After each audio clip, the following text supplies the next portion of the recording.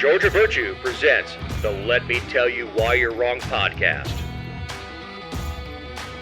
Thank you for downloading episode 330. This week, we have laying bets in Vegas on DC, Trump with black journalists, quote-unquote Biden's deals, Secret Service gets thrown under the bus, boom goes the terrorist, Venezuelan vote counting, Olympic failures, chasing danger, and victory takes time. I'm Dave Roberts. With me is Commissioner-elect Ken Pullen. You've switched to that title now. Thanks. Well, soon it'll be Commissioner. Hey, I just saw some breaking headlines that the DNC nominated Kamala and voted her today for the nomination. They had to do that today for some of the early states, but sounds like that's a done deal now. So she is going to be the nominee. I think we knew that, but it's official now. It's like the virtual roll call was today for the delegates. How do you get nominated without a running mate? I know that is strange, right? But it said Harris wins Democrat nomination. DNC announces. So they, I think they had a virtual roll call. Now they'll have the upcoming DNC, but it's all for show at that point. Yeah, that's dog and pony show. Yep. So if Trump did get pissed at Vance, he could swap running mates. I guess you can. I mean, I don't think that. I think they're just sort of. I don't know how that works actually. It's internal rules for the each party. So each party has, just like Democrats have super delegates and Republicans don't. Yeah, but that's interesting. So that's a done deal now. I think we all knew that, but she's it now. Trump against Harris. Speaking of Kamala, she is taking the lead in Vegas odds. Yeah, this just came out this week. So we had Democratic presumptive nominee, but it's now Democrat nominee Kamala Harris leads Donald Trump in odds to win the 2024 presidential race. This is in betting markets in Vegas and I guess all over the world, but mainly Vegas has put Harris in front. That doesn't mean that Vegas thinks that Harris is going to win. What that means is the way you move lines when it comes to sports is based on if you have a lot of people betting heavy on one side, you have to move that line. So if you have a lot of people betting Harris, you have to move that line to cut the odds down on everybody who's going to continue to bet Harris. It's truly been amazing since Biden stepped down. The love that Kamala, I think, or Kamala has received from the media. I mean, wow. Just wow. Yeah, how long does this honeymoon with Cammie go? Did you see this coming? I guess I did. But wow. I mean, she's been out there campaigning for 2 weeks. She hasn't taken any questions from the media yet. She hasn't made any statements. It's all been campaign against. So basically she's running the basement campaign that Biden did back in 2019. I don't think they want her opening her mouth either in an unscripted fashion. Did you see the tank was with her in Atlanta? I did. The Abrams tank. Yeah, I saw quite a few of Democrats that were out at her whatever event, I guess 2 weekends ago. Now look. And she's coming back. I understand. I know we're recording on Friday. She's coming back to Atlanta Saturday, and Trump's going to be in Atlanta Saturday too. So both of them are going to be in Atlanta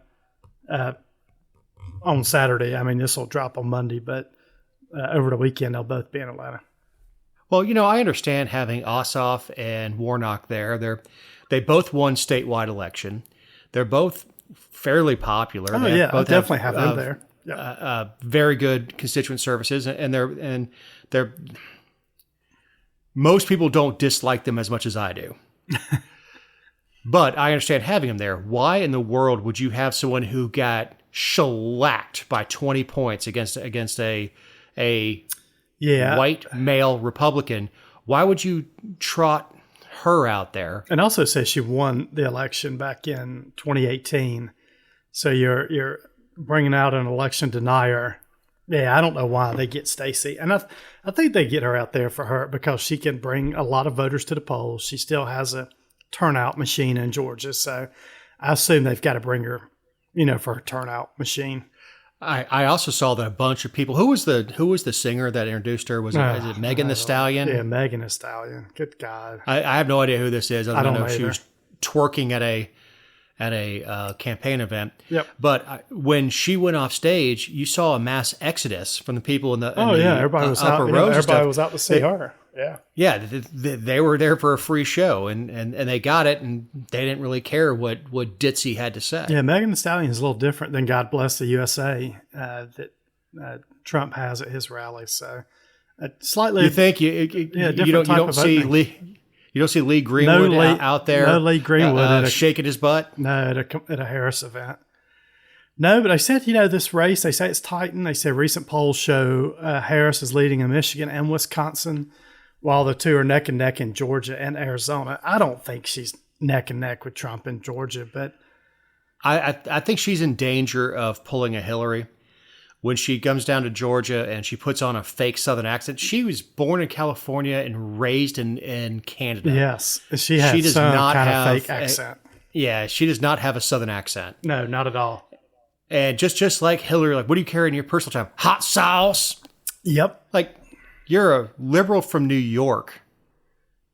I mean, I'm not saying that Hillary doesn't like hot sauce, but she could have said hot sauce, but not hot sauce. Yeah, you don't change how you talk and your demeanor just because you go to different areas of the country. I think that's bad form. Well, it is, but that sort of stuff worked 100 years ago. But she's energized the Democratic Party. I don't think anybody can say she hasn't brought a new vigor and energy to the party. Nobody, even Democrats, wanted Joe Biden to run. They knew it was time for him to go. She's brought energy to the party. So whether or not that energy carries over until November, which is only 3 months away, I guess that's what remains to be seen is, can she continue bringing this energy? Can she continue running this basement campaign, not answering questions? And also, I don't know if you've seen it, but she's running to the right. She's running as the person that is the border, that's going to secure the border, that's going to take care of the fentanyl coming across the border. And she's casting Trump as this person that went against any effort to secure the border, which I think most people know is garbage, but maybe there's a few people in the middle that hadn't decided who they're going to vote on, and that kind of attack works. She's outright lying. Oh, I mean, that's an outright right. Yeah. I mean, to pivot to say that, no, she's not against fracking. We have hours of interviews of her saying that she would ban fracking. But she wants West Virginia. And she knows she can't get any of the mining states if, Kentucky, West Virginia, if she comes out and says, no, we're going to ban fracking. Yep. And she was never the border czar. And she's going to pick Shapiro, which is the governor of Pennsylvania. It looks like to be her running mate to hopefully secure Pennsylvania. That's why they're picking him. Let's don't sugarcoat any other way. But she's picking him just for Pennsylvania. And look, it's a smart strategy. Trump picked a guy that's not bringing him anything from a state that he needs. Trump was going to win Ohio no matter who he picked. And J.D. Vance has had a terrible couple of weeks since he came out. And whether or not it's J.D.'s fault or it's just the media's fault going after him, he's had a terrible couple of weeks in front of the national media. Yeah, and look, they're starting to campaign separately, which is what they need to be doing. Obviously, the first week or so, or first 2 weeks, you go out unified side by side, and then you have to split up. And J.D. Vance last week was down at the border in his Western snap shirt, the snap button shirt. I don't know how long Cammie is going to get away with saying stuff like, I was never the border czar, when we have hours of different people saying she's the border czar. Yeah, I agree. Her saying it, Biden saying it. I mean, it's all out there, and I don't understand the campaign strategy of just not denying it, other than the fact that she knows she's got the major networks in her back pocket. She can say whatever the hell she wants, and the idiots on The View would go, well, she was never the border czar. She went down there and looked. And the only place she went on the border was like barely the border and where nobody crosses. Was very secure. She wasn't going to Eagle Pass. And not to go back to J.D. Vance for a minute, because I really like the guy. But he does nothing for Trump's campaign. I mean, can we at least admit that was probably a terrible pick? Yeah, I would have gone Tim Scott. I would have gone anybody but a white dude from Ohio. Like, anybody could have pulled in. I hate identity politics, but, Tim Scott, a woman, there's plenty of females that are, pretty high up in the Republican Party that have a national profile.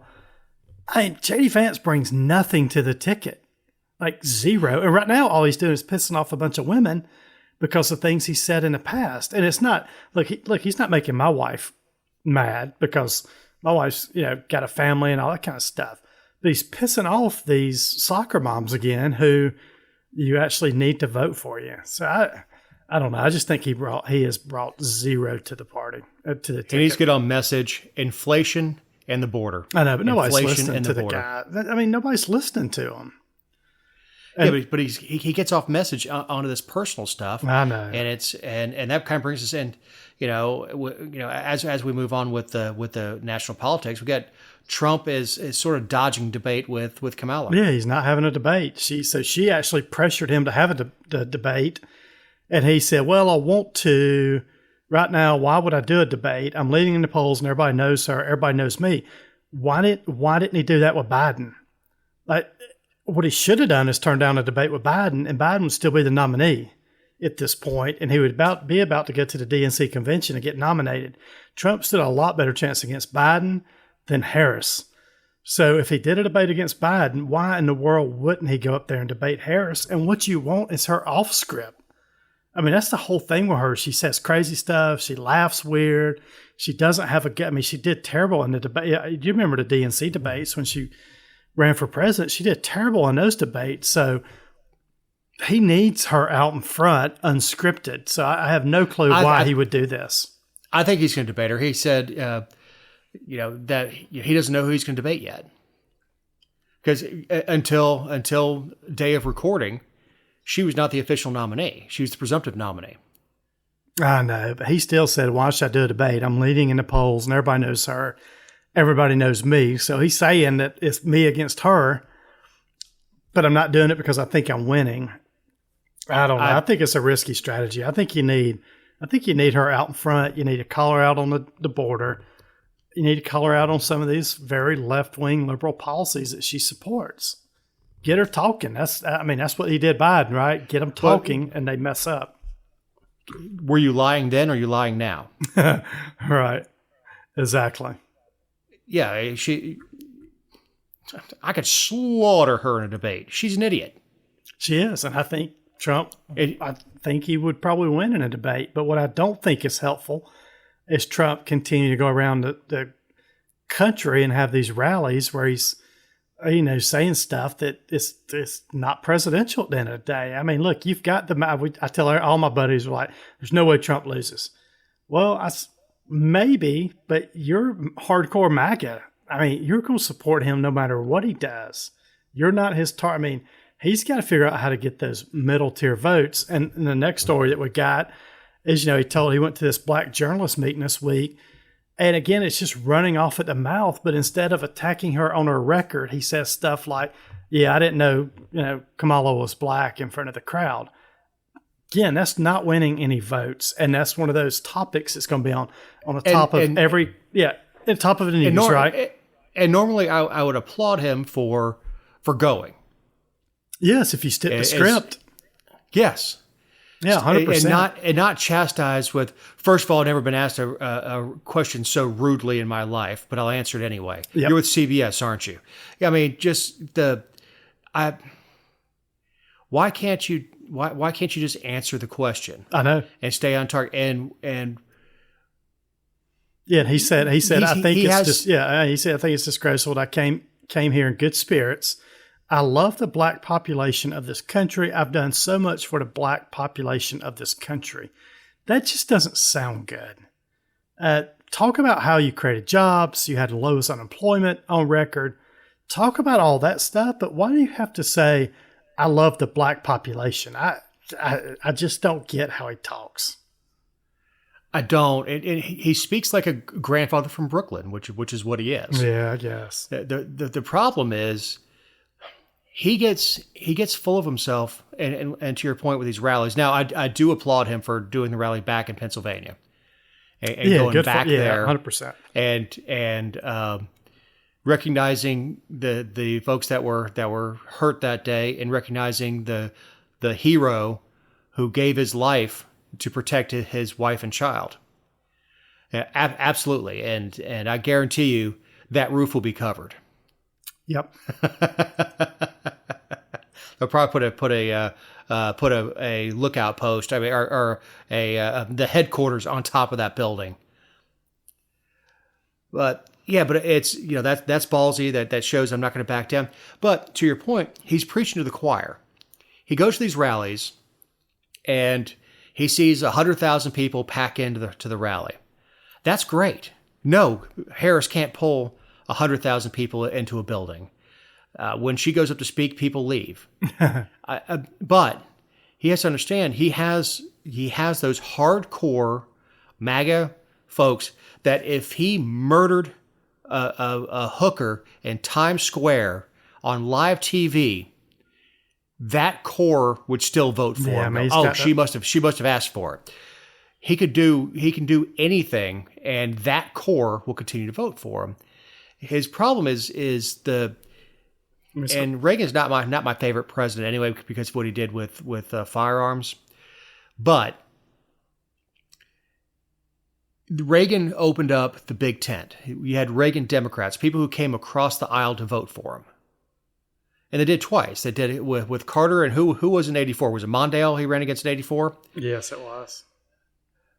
And in both races, he clobbered them because he communicated so well. Yeah, he connected with people. He was funny. After he was shot, a balloon popped at one of his rallies, something like that. He goes, "Ha! Miss me." But I know he had a lot of funny little quips. He was, if you go out and watch some of his, even the debates, I mean, the guy was genuinely funny, and he made people laugh. He really did. I don't know. I'm frustrated with. I'm frustrated with the situation because I feel like everything Trump's doing at the moment is backfiring. We know the media is all in the tank for Kamala, and every time him or JD opens their mouth right now, it's just the media salve. I mean, they just attack it. And they're propping Kamala up every chance they get. It's just, I guess we should have expected this, and it's only going to get worse over the next 3 months. Well, and 2 months ago, she was a babbling idiot. Oh, 100%. Even the media says she was a babbling idiot. Yeah, and Joe was sharp as a tack. He was the most energetic guy. He works circles around people. They put out whatever they want. When they decided that they were going to basically treat Joe like Lenny from Of Mice and Men.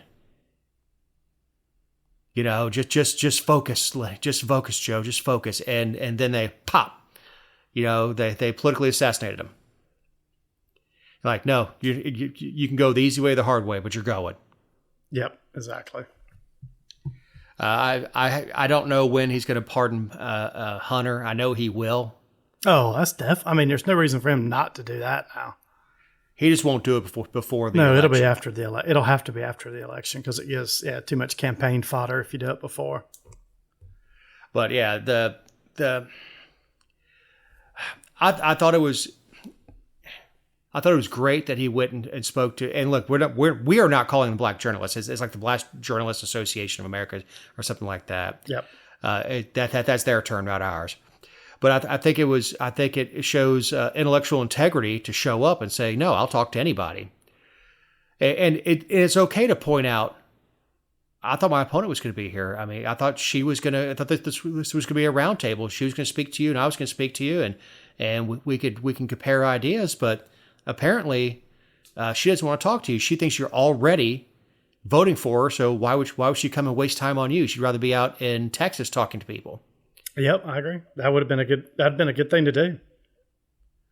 But that's the proper way to handle it, and that's the way you make fun of her without saying she's not black. I agree. So Biden cuts deal with terrorists and then frees journalists in Russia. Yeah, this was something else. So, and again, this is one of those stories that the media didn't cover, but they covered the freeing of journalists in Russia. So there were 3 journalists had been held in Russia for various amounts of time. And Biden cut a deal with Russia to release those 3 journalists. And it was prisoner exchange swap, right? So all 3 had been convicted in Russia of, being basically spies. So Biden cut a deal with Russia to get the 3 journalists back. But what did he do less than 24 hours before is they cut a deal with Khalid Sheikh Mohammed, which was one of the terrorist masterminds behind 9/11, where he can now serve in jail for the rest of his life, which, because of the timing, basically got no attention because all the journalists and all the news agencies in the U.S.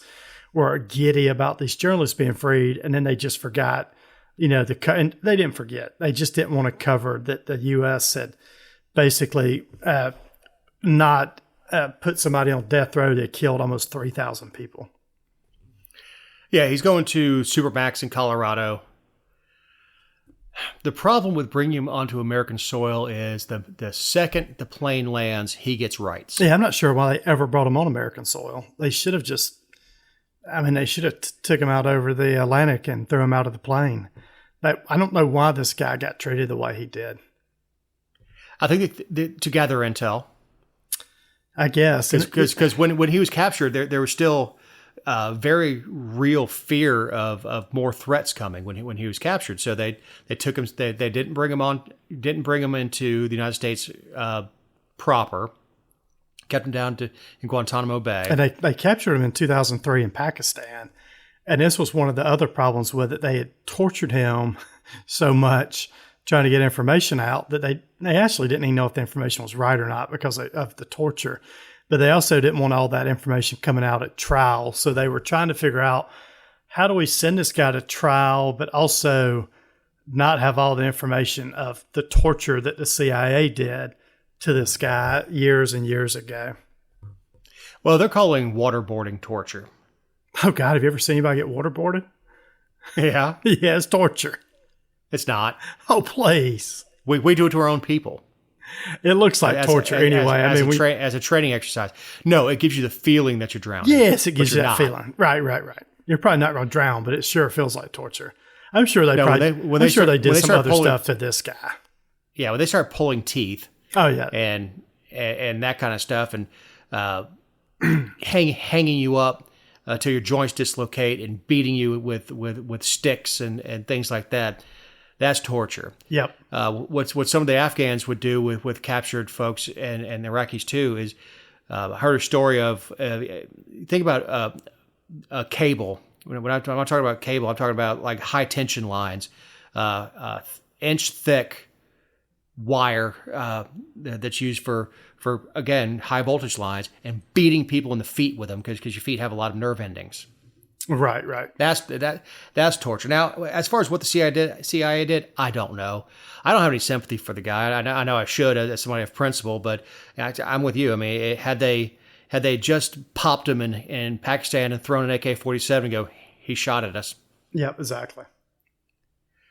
But yeah, you're right. If I torture you enough, you will say anything I want you to make it stop.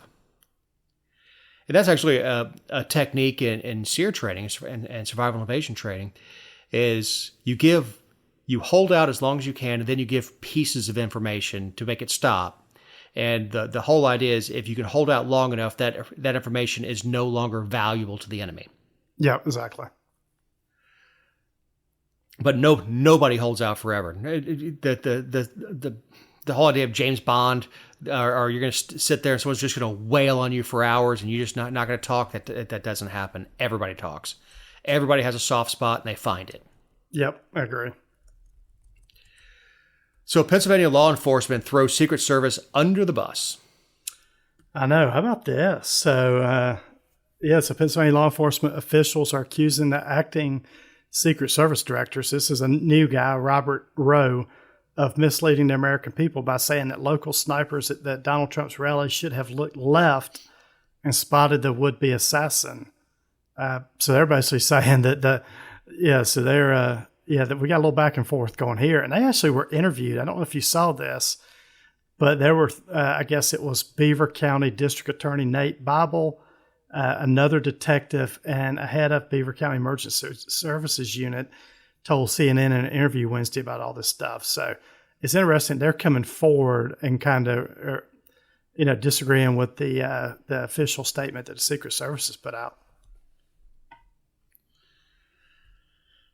Secret Service is ultimately responsible for the protection of, I don't know how many protectees they have. It's in the dozens, and it includes former presidents, the president's family, vice president, her family, that kind of stuff.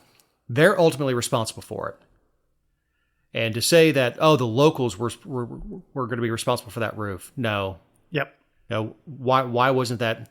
Why wasn't that cleared? Why did you allow the president on stage? I know exactly. If you knew there was somebody moving around, what does 5 minutes? What difference does 5 minutes make? Clear that roof, and then we would have had a great story about a would-be assassination attempt being arrested, and we could actually get intel from the guy and figure out what broke in his brain. I mean, is this a John Hinckley thing where he was trying to impress Jodie Foster? We don't know. Yeah, because you'll nobody never knows know now. And it feels like there's a lot of information that's still kind of outstanding that we'll never know. I'm sure there's some information out there on why he did it. I don't think we'll hear it at this point. It's kind of like the manifesto of the trans shooter down in Nashville, Tennessee a couple of years ago, where you really haven't seen the full manifesto at this point. Well, you have a line to walk. One is, we have a right to know what the hell happened, what was going on with its brain. Yep. On the other hand, we don't want to publicize these manifesti because it encourages the next shooter. Yep. Because they know their message gets out. And most people don't even mention these shooters by name because there's no reason to publicize their names. Yep. Agree. Because that's the notoriety that people are looking for. That's the notoriety that Hinckley was looking for. So I would like to know, I hope that law enforcement finds out what were the signs. The dude was weird. And we know that from interviews with neighbors and stuff. Dude was weird. Well, he'd go on walks and stuff, and just apparently the way he was walking was just odd, but they just kind of got used to it. Yeah, I bet people will start looking at people.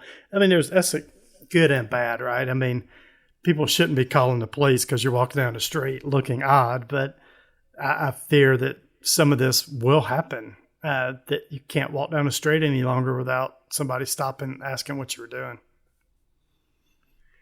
Well, don't do it in South Georgia, and certainly don't do it from a pickup truck with a shotgun. No. That's a reference to a completely different story. But I don't know, because you've interacted with people, I'm sure, that you can look at, something, that boy ain't right. Something's off.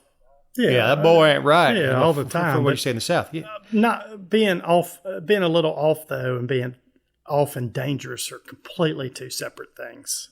And that's what's hard to figure out. Yeah, that boy was 19. I don't know if people thought he was just off, or was he off and dangerous? Right. He was, from everybody else, it's a kid. He's a little weird. Yep.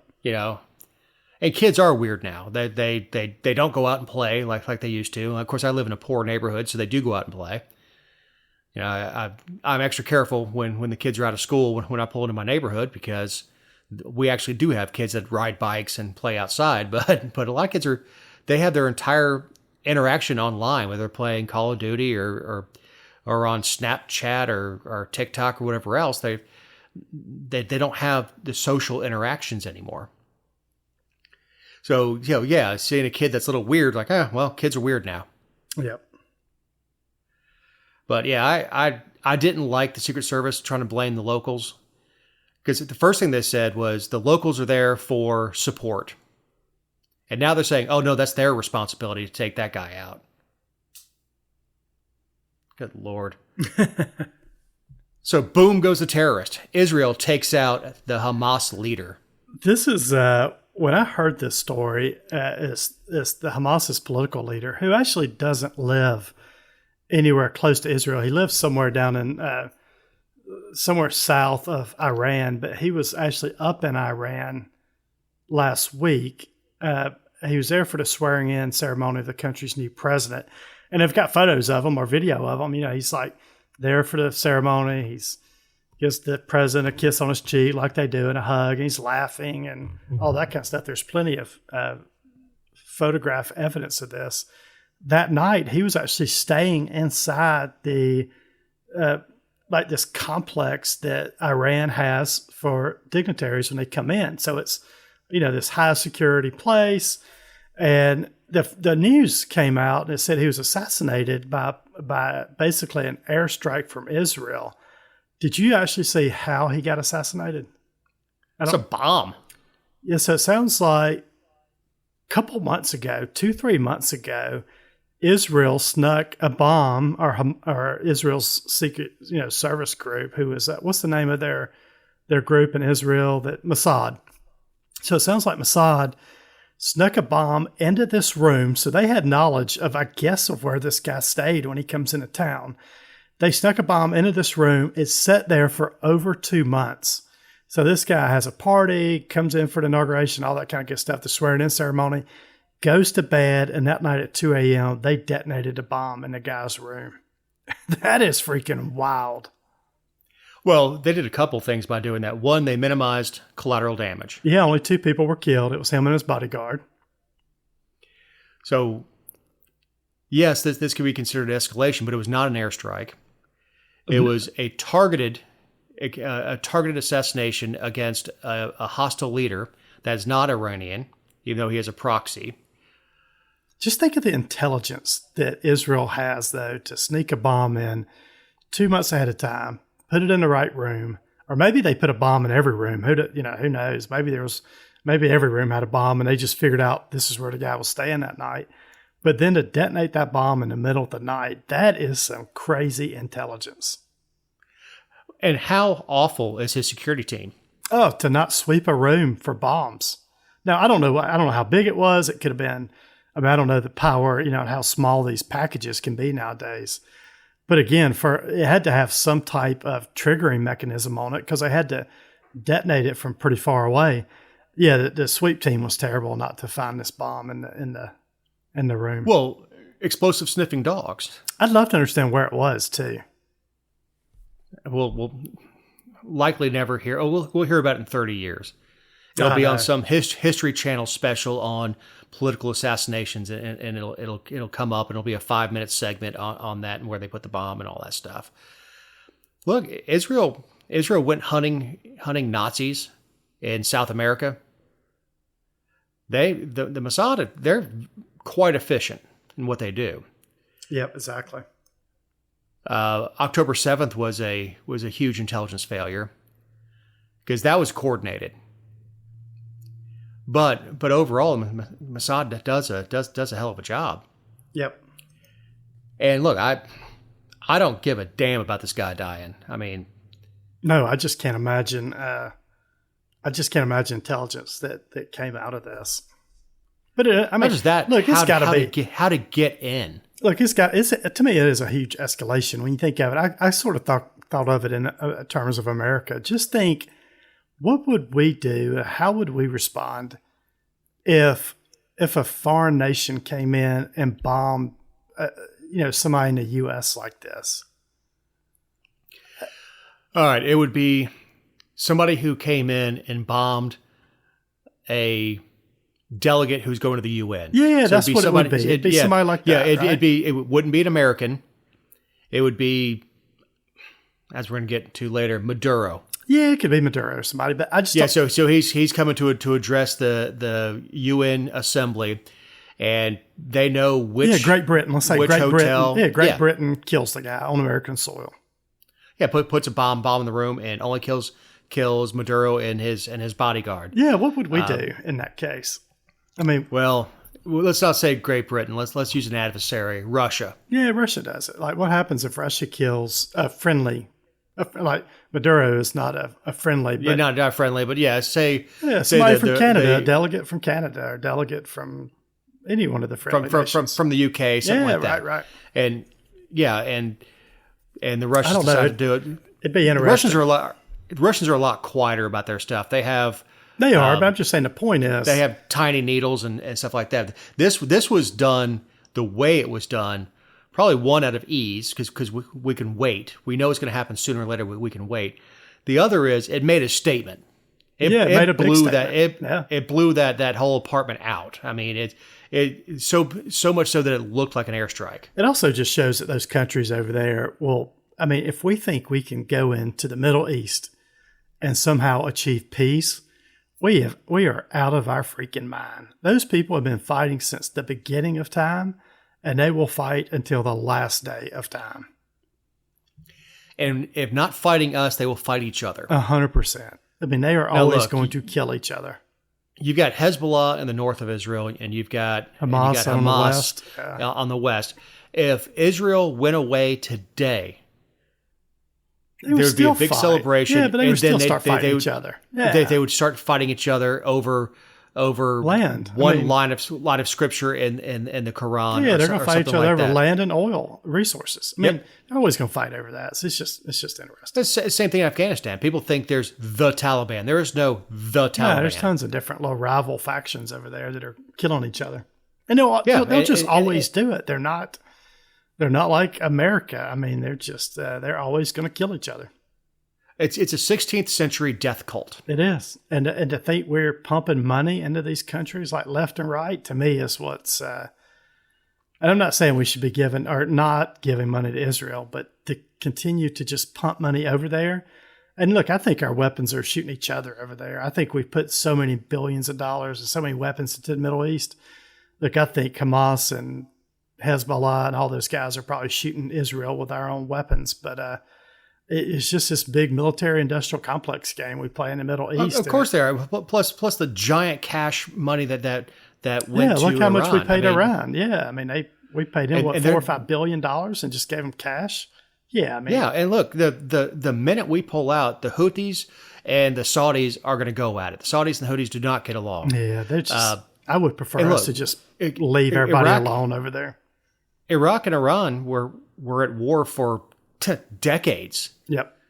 That was the big fear with Iraq is they were battle hardened troops. They'd been in war with Iran for decades, and from a psychological operations standpoint, we couldn't go in there and say, "Hey, listen, you're going to die." Hell, they've watched their buddies die for years.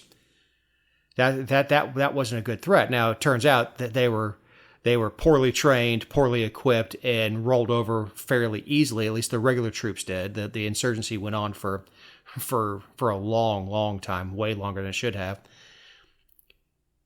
But Saddam Hussein, for what a piece of crap he was, he kept Iraq together by killing the Kurds, by keeping them down. But he ruled with a secular fist. If you got out of line, you died. And that's the only way that you have any sort of peaceful society in the Middle East. Is the way the British did it. Is that they were absolutely brutal with their colonization of that area of the Middle East. That's the only way to keep it together, and that's what the Ayatollah is doing in Iran right now. Is if you step out of line, you're in trouble. Yep. And they don't have the same sensitivities that we do. We don't have the free speech. I was listening to the song Ohio, which is about the Kent State shooting. And, we have protest songs about it. We talk about, the massacre at Kent State. That is a normal occurrence. If you go protesting what the government does and you're Iranian, you're getting whacked. Yep. It's not going to be an accidental discharge because some National Guard troop get hit in the head with a rock. They're going to purposely target you and you're going to die. Yep. So you can vote your way into socialism, but you can't vote your way out of it. I know, and probably people don't know what I'm talking about by the headline, but this comes out of the elections down in Venezuela a couple weeks ago. Who, you saw the president with everybody's account, he lost by a big majority, but he came in and basically shut down the election, claimed he won, and he started locking up protesters who are disputing that claim now. So, yeah, the point is these people down in Venezuela voted this dude in, but they cannot vote him out at this point. He is there until as long as he wants to, or there's some kind of civil war within Venezuela and the people try to force a coup. So, yeah, that's the problem, right? When people like him get power, they have a hard time ever letting go of it. He's not letting go of power. No, never. His predecessor died in office. He's not giving up power. No, I'm honestly surprised that he even had a semi-fair election where they were counting votes. Most of these tin-pot dictators win 100% of the vote. Quote unquote, 100% of the vote. Yep, I know. So he thought that he was popular with the people and that he would just skate on through. And then he's like, oh crap, let's shut this down. No, I won. No, I counted him personally. I won by a large margin. Yeah, no, I won. You guys are wrong. It's going to take blood. Yep, exactly. The Tree of Liberty will have to be refreshed down there. All right, Olympic news. Apparently, they got the poo out of the river. It is. It sounds like it's clean enough to swim in now. So that's whatever that means. What do they have in the river? I can't remember what events. E. coli. Oh, the open swimming event and the triathlon. Yeah, triathlon. So they got a river clean enough to swim in. That river was nasty. I was in Paris in February. That river is really nasty. But another cool little headline is the U.S. women's rugby won their first medal. So they won I don't know if you saw how this occurred, but they won a bronze medal. So they finished third. It was on the last play of the game. And the girl gets the rugby ball, or the football, I guess is what they call it, and runs all the way down to score the winning. And look, my terminology for rugby is terrible. I'm going to call it a touchdown, but she won the match on the last play of the game, which was pretty cool. I'll tell you what. First, we took cricket away from the British. Now we're taking rugby away? Now we're working on getting rugby. Yes. So that was good. It sounds like I haven't watched much of the Olympics, but Katie Ledecky won her 8th Olympic gold medal in the 1,500-meter freestyle, and she tied the record for the most gold medals by a U.S. woman. So that's pretty cool. You mentioned that Turkish guy shooting to me earlier, but you might want to tell the crew about him. He was a pretty cool dude. This dude is awesome. All right, this is a 50-something-year-old man. His wife leaves him, so he takes up plinking, shooting. Well, he is a natural shot. He's very good at it. Ended up on Turkey's competition team and went to the Olympics.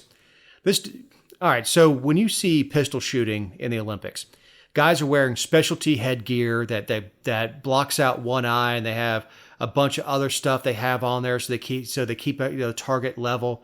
This dude's out there with his normal eyeglasses, hand in the pocket, blue jeans, t-shirt on, and just knocking the 10 ring down.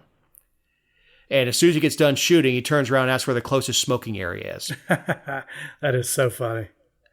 His name is Yusuf Ditek. And he won a silver. I mean, that's not nothing. But it's hilarious to me because he was on the podium, just stone faced on the podium, getting his medal. And when they talked to him, he addresses his ex-wife. He says, "If you're watching this, I want my dog back." Oh, that's pretty funny. Yeah, I didn't see that. Give that man a green card. 100%. He is an American in spirit. Anybody who can shoot like that and is that petty with his ex-wife, give me my dog back. I want to shake this dude's hand. He is awesome.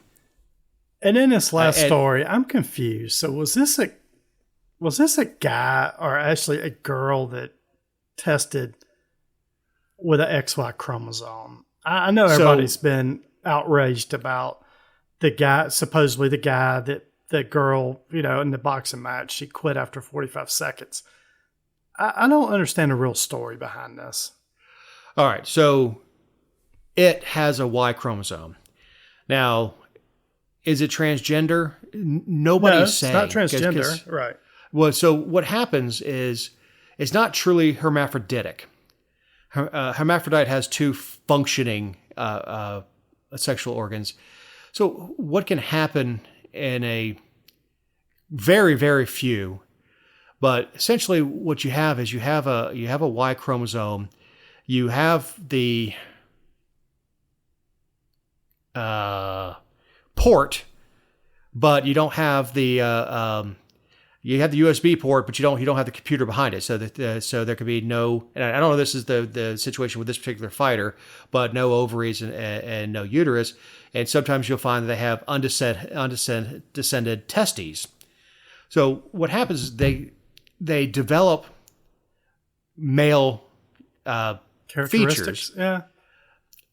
And you have a much higher. Now, women have testosterone, but it's much, obviously much lower than a 22-year-old male. This person would have gone through puberty and everything else, much like a man does.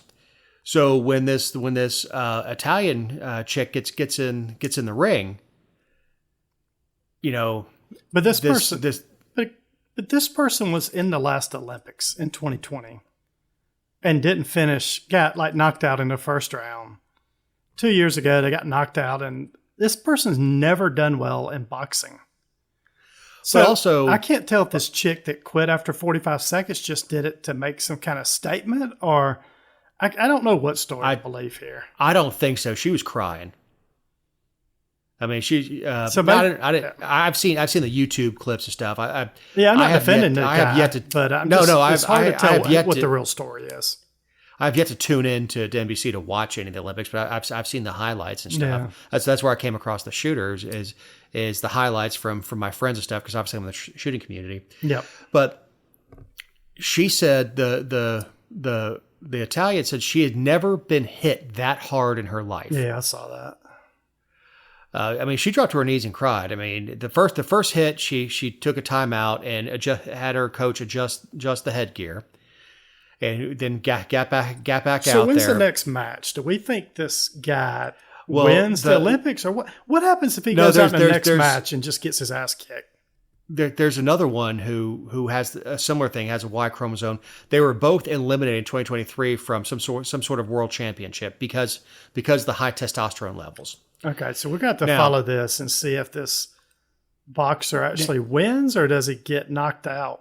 I'm calling him a he. I don't know what it is.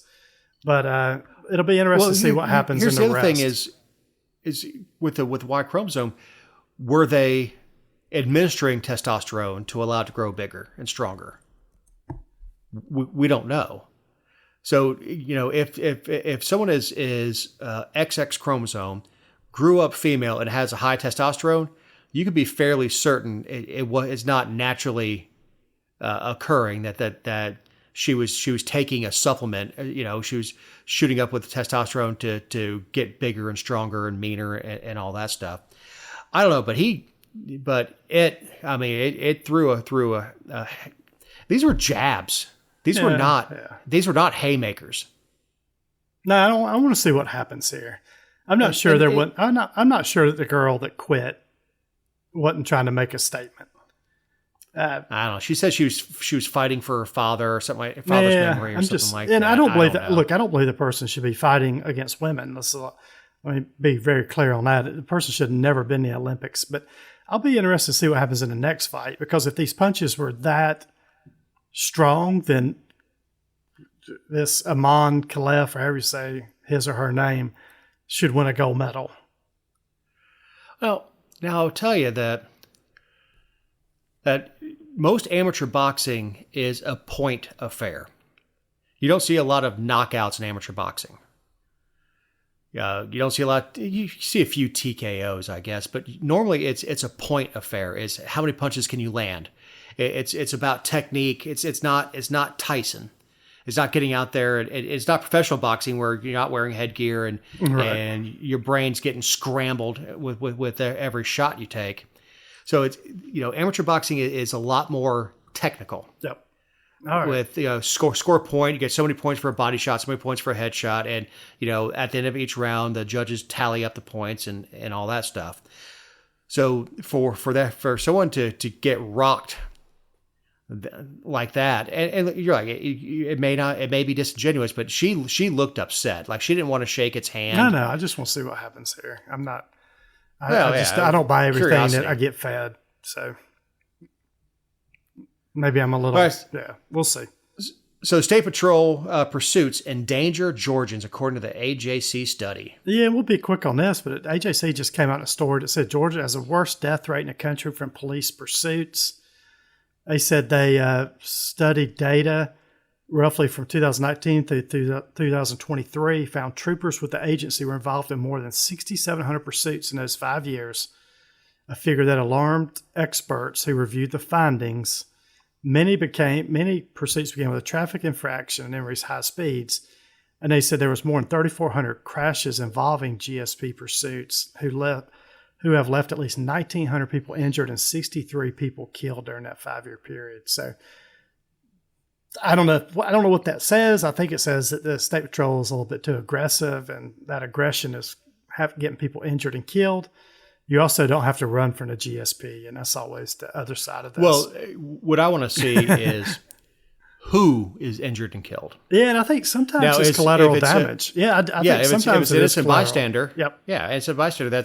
That's awful. If it's the person that ran, screw you. I mean, play stupid games, win stupid prizes. I don't know if you've ever been around. I mean, I'm sure you have, living up that way, but sometimes there's a chase around me, and I just know that something terrible is about to happen because the guy comes by just being chased at 110 miles an hour, and State Patrol's running. I mean, he's coming by as fast as he can, and it is a really, really dangerous situation that they're putting people in. I mean, I don't care, I'm not trying to take up for anybody here, but it's dangerous when they get in these high-speed pursuits, not just for the person being chased, but for everybody else on the road, and especially at night. Especially with all the technology we have. Yep. I mean, you can put a bird in the air, and you can track that vehicle. Yeah, and if you've got their tag number, you can. There's I don't know if your county does this, but we have those flock readers all over the place, and you can't get away with anything nowadays. You're going to find these people in a matter of minutes, if not hours. Yeah, I mean, stolen car, maybe they're going to ditch the car and run, and you never find them again, whatever. But yeah, GSP is about the only agency that chases. Cobb used to chase, Cobb County used to chase, and they finally stopped doing it because they used to be pretty hardcore with it. Like you didn't run, people knew don't run in Cobb. Yep. But GSP, I think that's just about the only agency left in Georgia that does hot pursuits. So I don't know. But this is a good time to remind you these are our opinions, not those of anyone, not on the show or any respective company for which we may work, own, or otherwise associate ourselves with on a regular or irregular basis. Also, you can find other episodes and relevant stories over the GeorgiaVirtue.com. Ken, the mule is yours.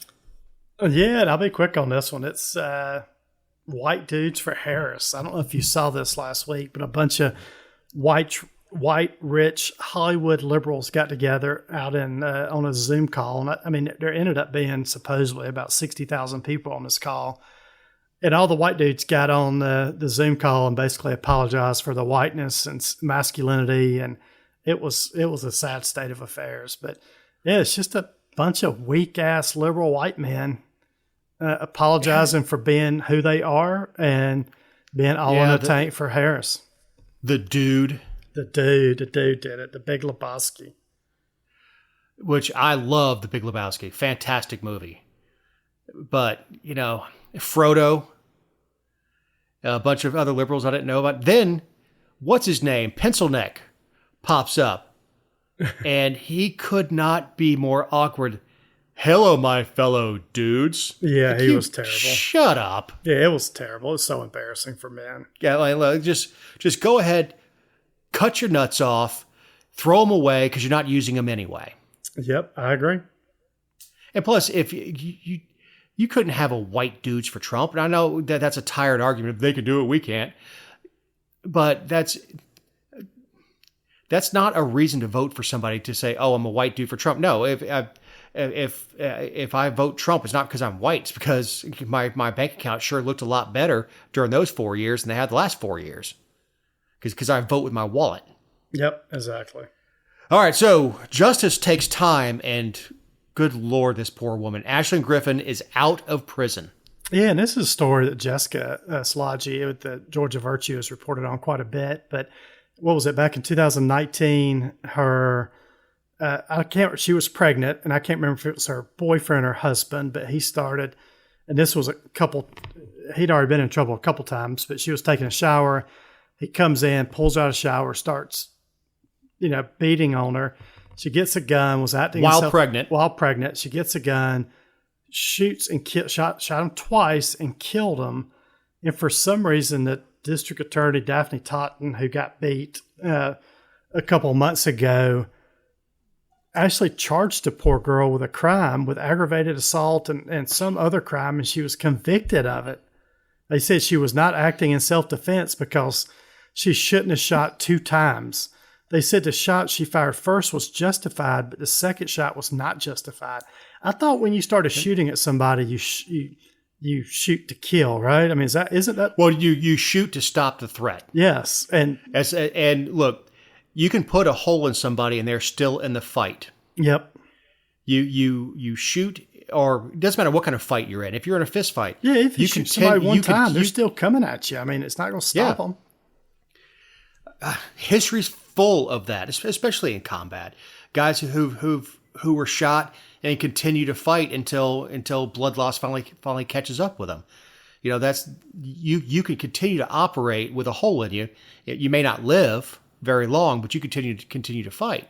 It doesn't matter if you're in a fist fight. You don't stop throwing punches until the threat is neutralized.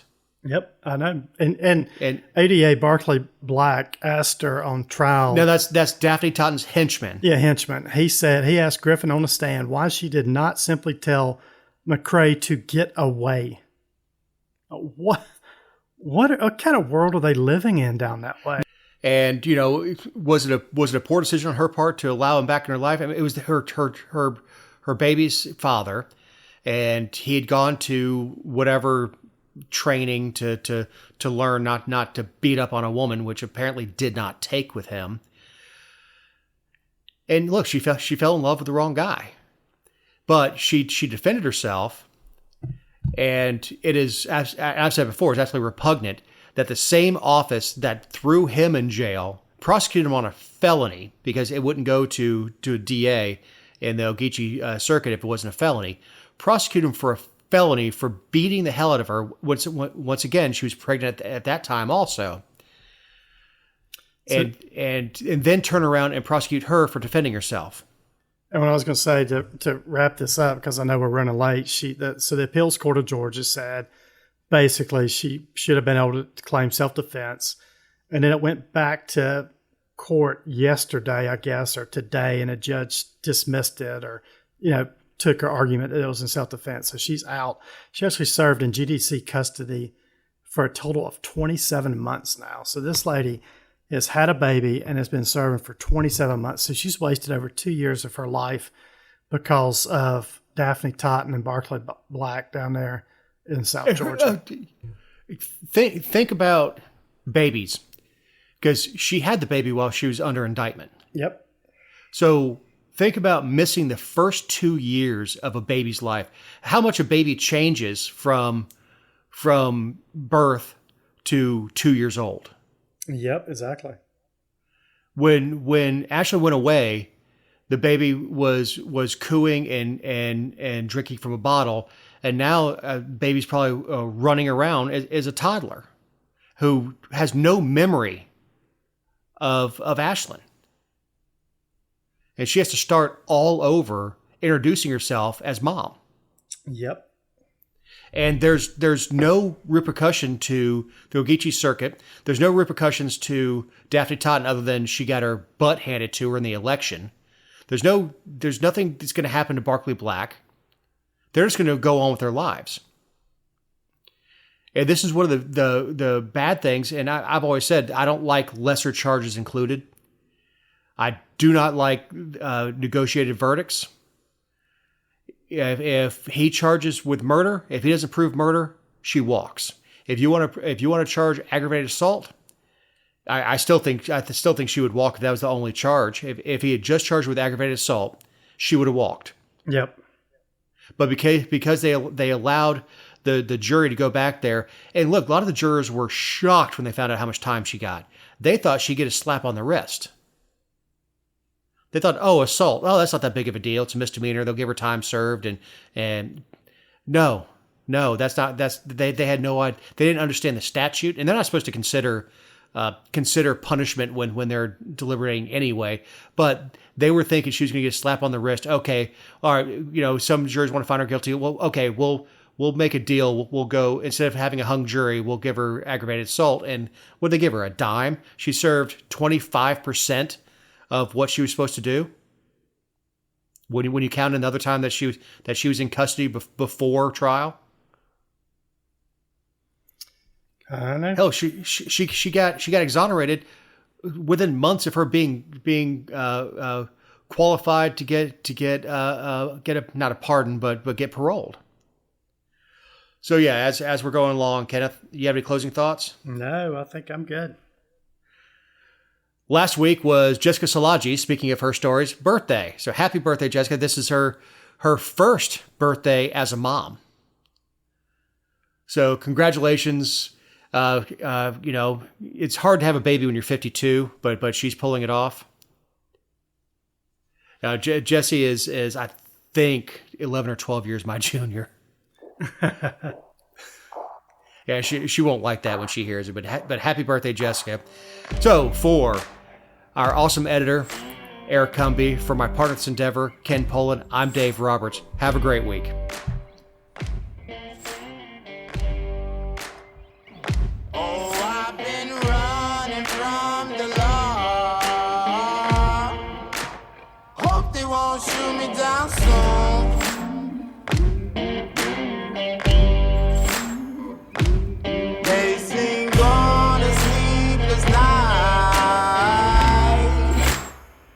Catch me howling at the moon.